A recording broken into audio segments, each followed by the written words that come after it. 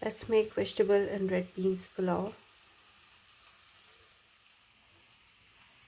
I've taken about 4 tablespoons of oil here. I'm gonna add some cumin seeds in there. Half sliced onion. Fry this until it's light brown. Once the onions are light brown, I'm gonna add 1 chopped tomato, coriander powder, salt, red chili flakes, garam masala, black pepper. Mix and cook this for about a minute. After 1 minute, I'm gonna add some vegetables. So carrots, peppers, 1 small can of sweet corn. This is washed and drained. A can of red beans. Mix everything and fry this for 1 minute.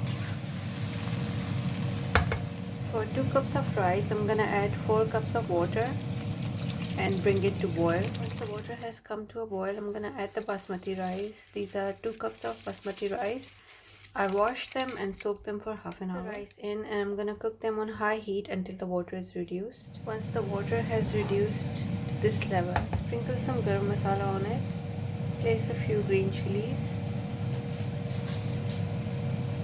Cover and cook it on this lowest heat for about 15 minutes and then don't open it for another 5 minutes. Let's check on the rice.